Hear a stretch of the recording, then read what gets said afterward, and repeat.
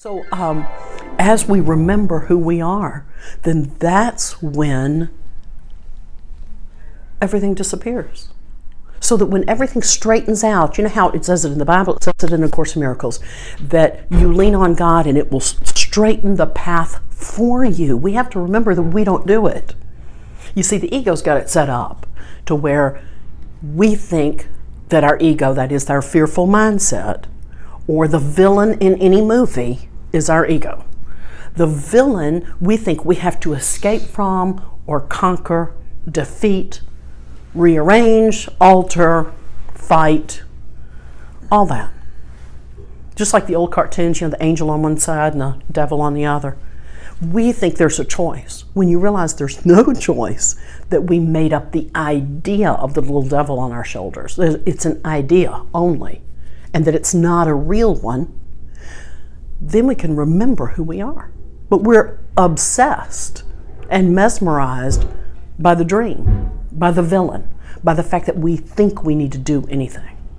But if you think about the body, I was just talking to a mighty companion about this, the body is our doll, and the body doesn't do anything. It stands, it reclines, and it walks. Basically, fundamentally, that's all it does. So what's the big cloud of what you've given it all this meaning and all these stories? It doesn't do anything. When you're really honest, separate yourself as an observer and look at the body. It's not doing anything. It's sitting. In a little while, we'll all get up and we'll walk. And then we'll sit again behind a machine we call a car, where we think we're going somewhere. It's like we're on a holodeck, right? We think we're going somewhere. And hey, welcome. We think we're going somewhere. And then when we get to wherever we're going, the body gets out and it walks into the house and takes another seat. So what is it you think you're doing in this lifetime? Then, later tonight, it changes clothes. We change it like a toy doll, and then it reclines for as many hours. I hope 8 hours tonight, but we'll see. It reclines, and then it sits up again, and then it gets up, and it walks, and it does it all over again. If you separate yourself from your body a little bit, you will see that it does nothing else. It walks, it reclines, and it sits. That's the doll. Everything you take with it and tell how important it is and everything else is your delusion. It is your ego telling you. All the stories in your head as you leave here tonight, all the stories that you tell yourself why you're doing X, Y, and Z, why you're sitting here or sitting there or walking there or reclining here. All of those are stories in your head, and they're all from the ego. If you let go for just a moment and see your body as the toy doll that it is, you can hear your Father's call to you. And it's always loving, and it's never asking you to lay down the doll. On the contrary, it wants you to say, let's use the doll together to wake up all the other little pretend dolls. Because they are you, and you are them. So nothing's going on. There is no conflict. There is no conflict. There is no ego. If there's no conflict, there's nothing to conquer. There's really nothing to do. There's nothing to control. There's nothing to battle. These meaningless thoughts are showing me a meaningless world. One of the early lessons. If it's meaningless, it's meaningless. Don't try to give it meaning. I went down to see my daughter and my granddaughter, and then I came back. And the meaning is nothing except love. Love is the only meaning there is to anything. And as you look and watch yourself walk, recline, and sit, remember that as you do each one of those things over and over and over again, different backdrop, and different backdrop, that you're giving the backdrop meaning and the body meaning. You're giving everything meaning. But as you let go of it, you'll simply know. And that's when you'll say, I forgot who I was. But now that I remember, I'm ready to go home. Again, you're not going to leave your body unless you and your higher self agree to it.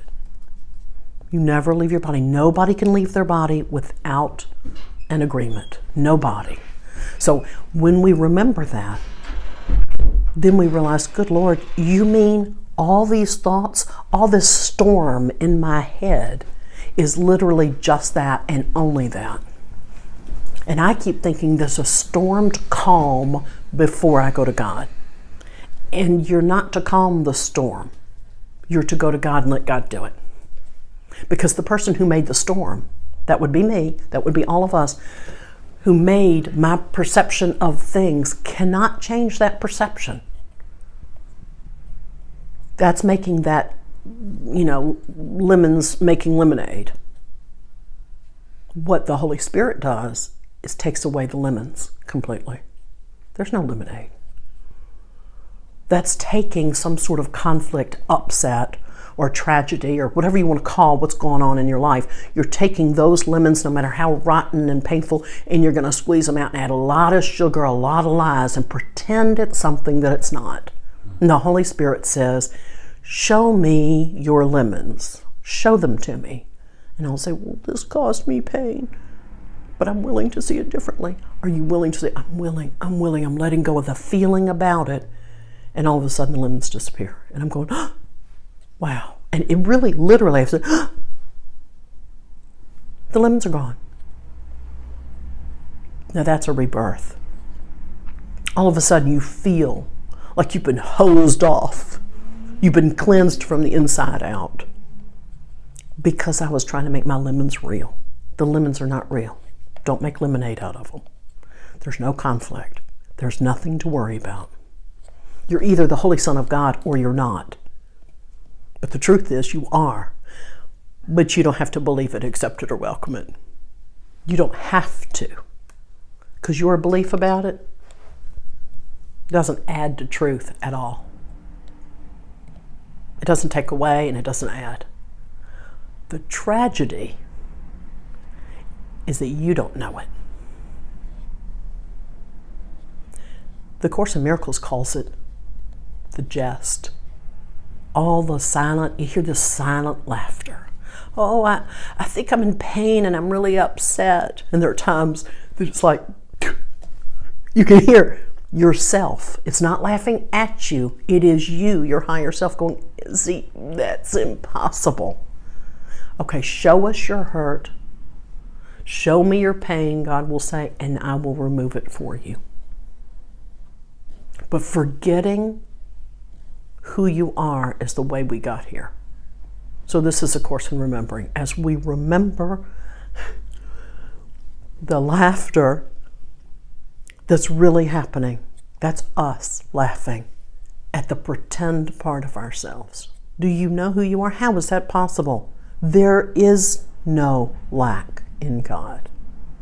God did not create lack, and so it is not real. What is that? Like lesson 10 or something? 12, 13. Anyway, there is no, whatever it is, God did not create it. So last night, so here I come back on the train. And I said, I am remembering that I'm not applying the truth all the time, Holy Spirit. I'm unwilling to have another weekend like that. I'm unwilling to have any more time like that. I'm going to apply the truth all the time.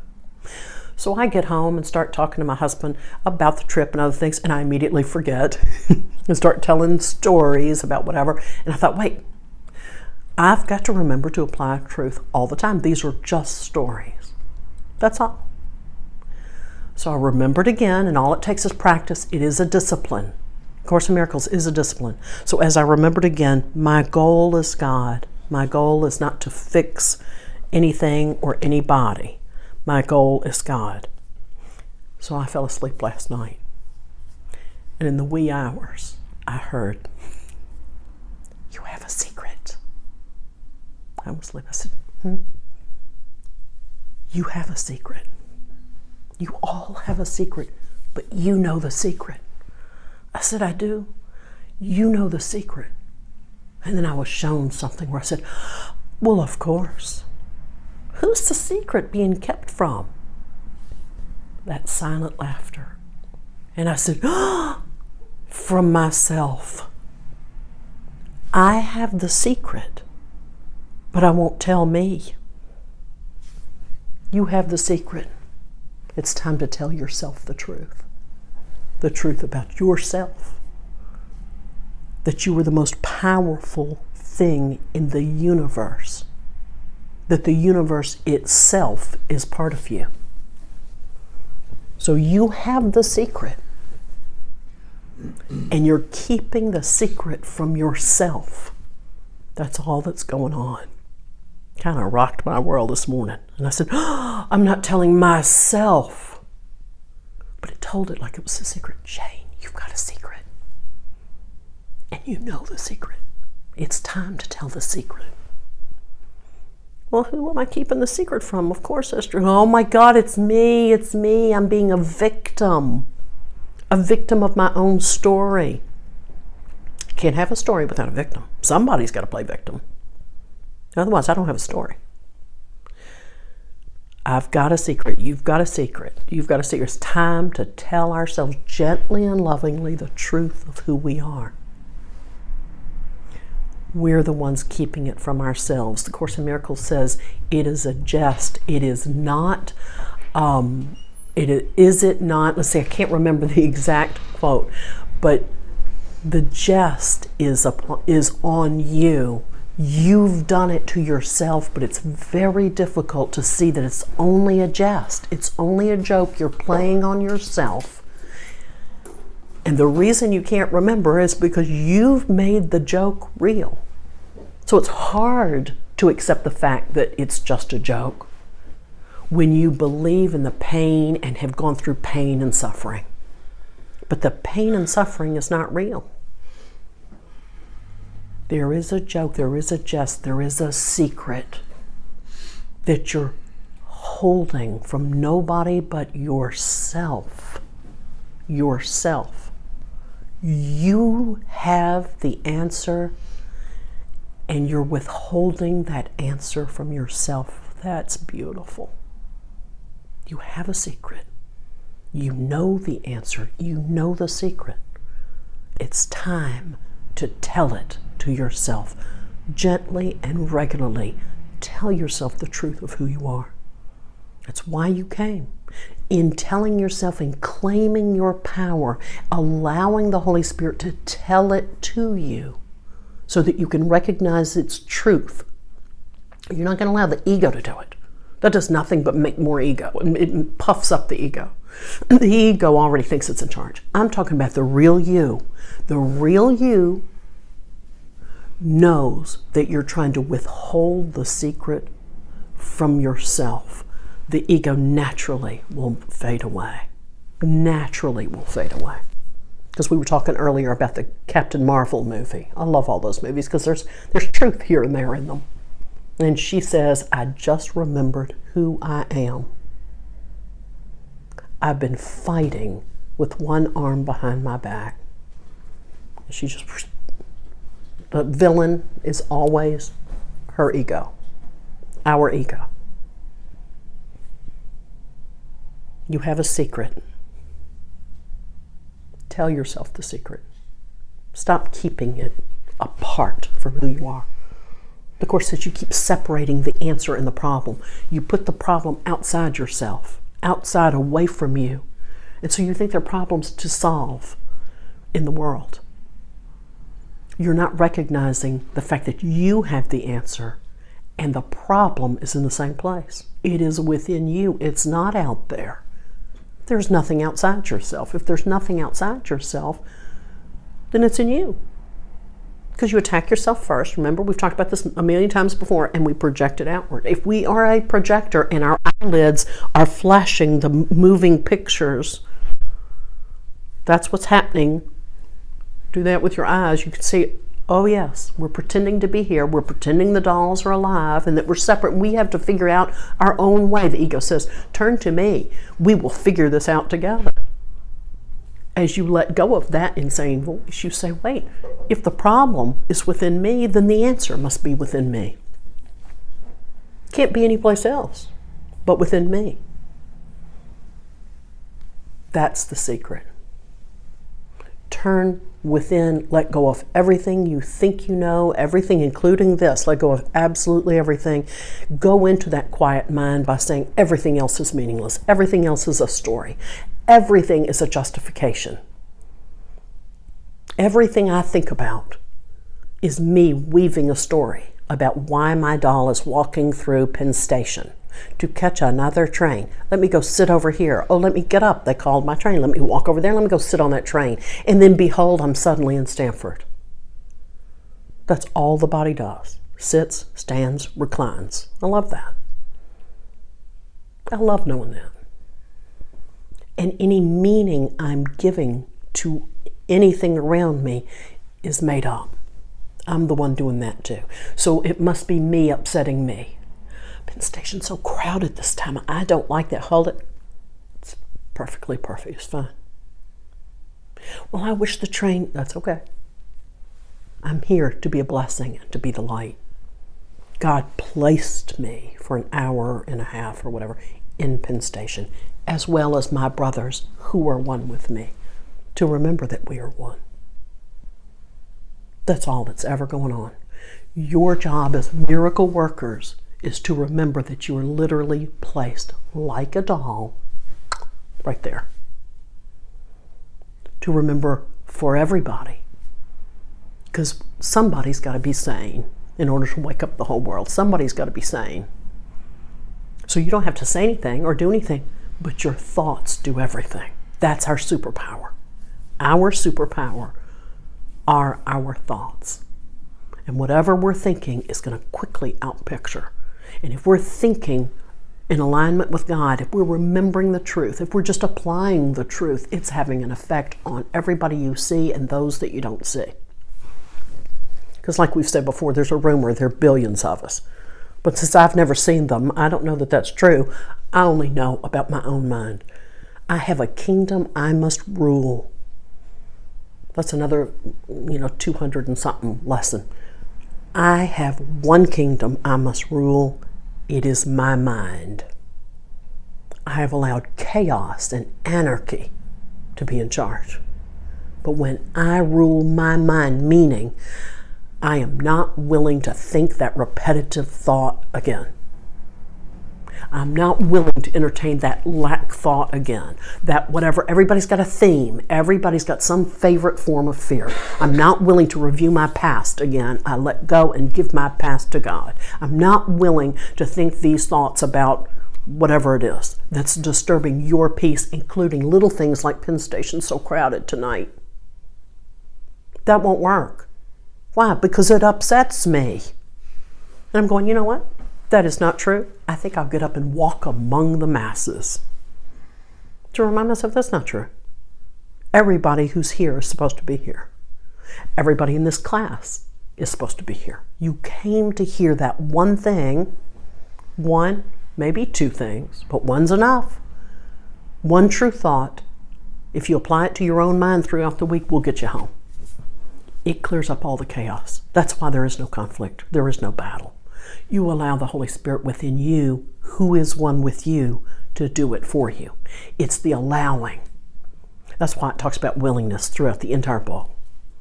Your little willingness, your weak little willingness, your tiny willingness is that powerful. It says God Himself will wipe away the tears of your pretend nightmare. God Himself will wipe away the tears. Nothing has happened. You're home. You've always been home, but be willing to know that you're home. How willing are you to let go of your own self-loathing, your own fear and your own guilt? That's what it's about.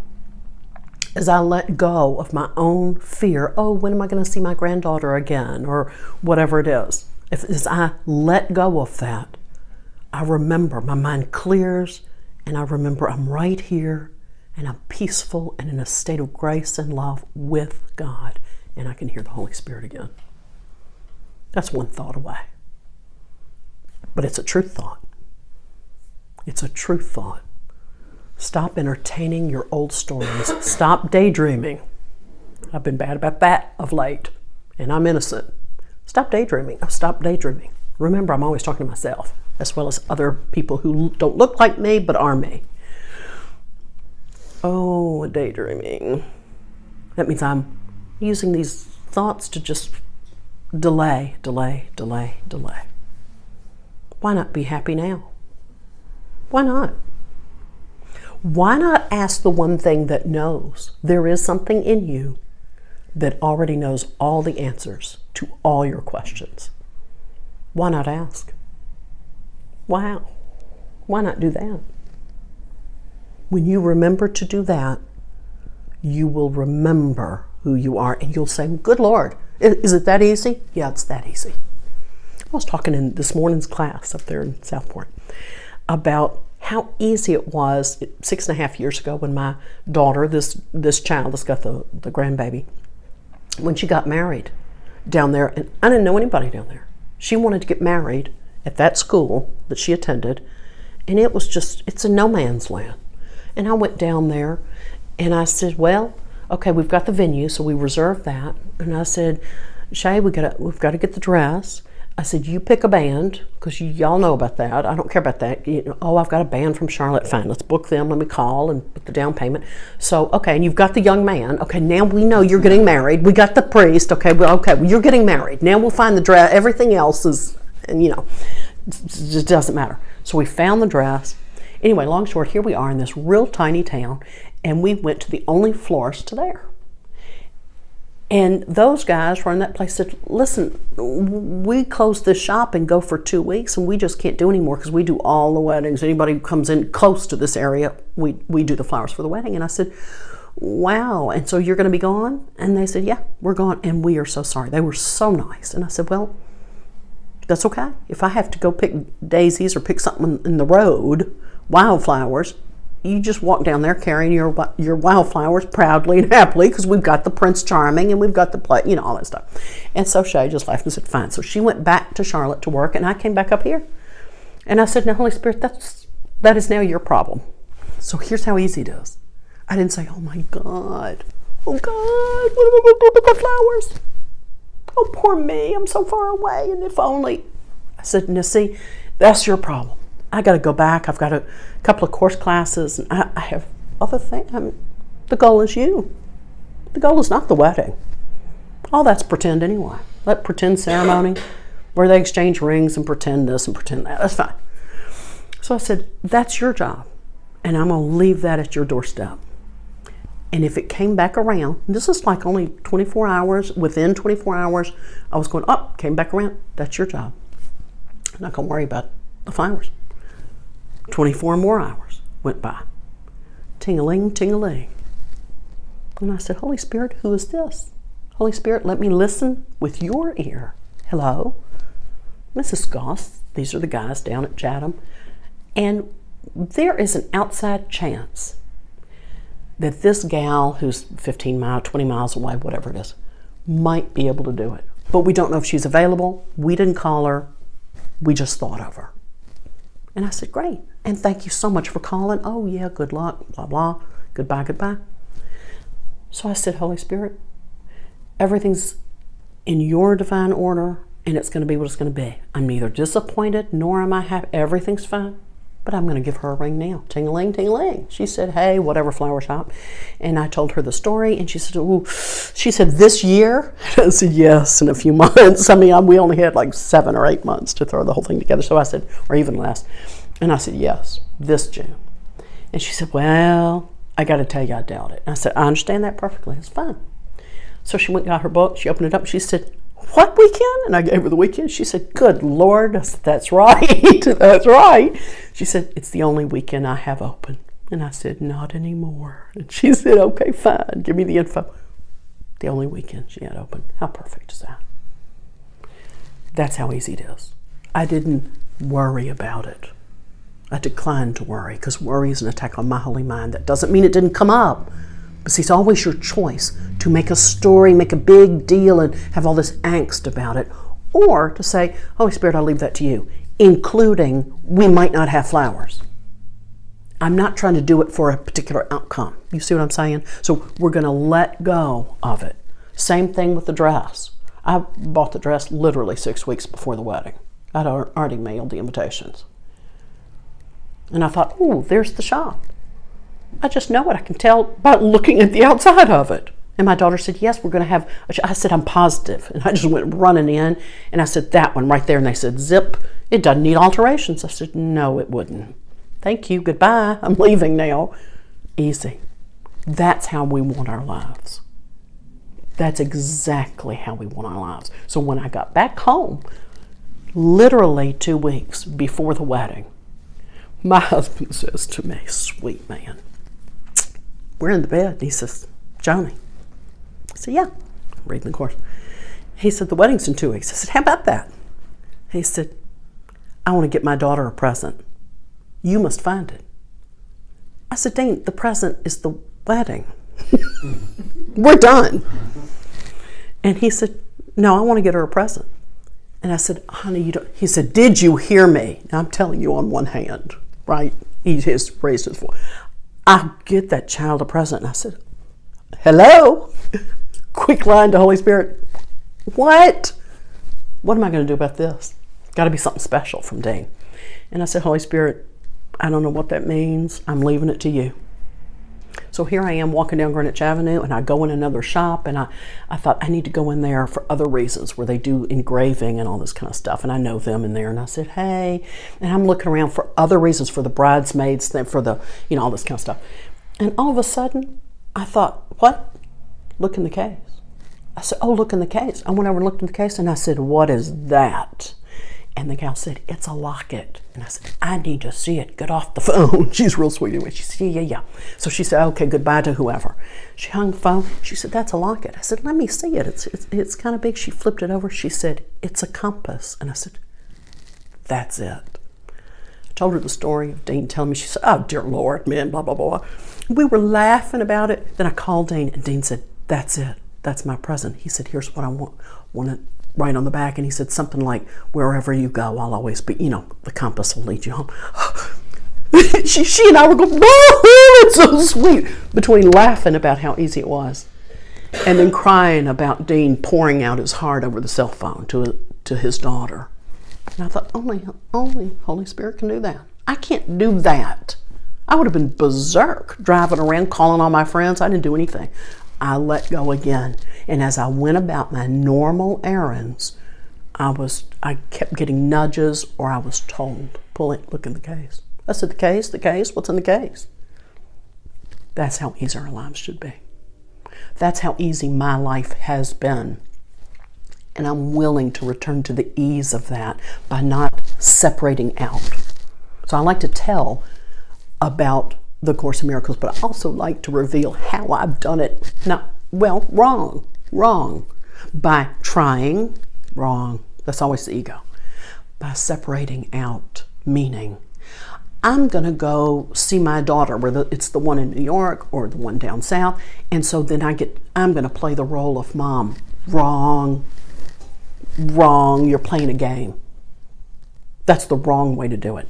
I've done that recently. And coming back, I'm going, not that I didn't have a lovely time, but I'm not practicing 100% of the time. I'm withholding to play a certain role. I can't do that anymore. It requires my vigilance all the time. I'm not the mom. It's the role I was handed, which I have thoroughly enjoyed, but I'm the Christ. She's the Christ. The baby is the Christ, and that's all. And then I can truly, your heart really opens up, and there's real love. There's real peace. There's joy all the time. That's what I'm remembering. That's the secret. Go within. The secret, you know the secret. You know the answer. Stop withholding in different little areas of your life. That's making the exception. There's only one rule in A Course in Miracles, and it says no exceptions, make no exceptions, because there are none. Apply it to everything and everyone. Make no exceptions until you learn that there are no exceptions. That's what you came to learn, that there are no exceptions in love. Love is. And again, love doesn't conquer, it doesn't triumph, it is, because there is no conflict. There is no other. I love that. You are the Son of God. You are the Son of God, you are the Son of God, you are the Son of God, you are the Son of God, in whom he is well pleased. You are the Son of God, in whom he is well pleased. Start reminding your true self. Allow your true self to come out and play.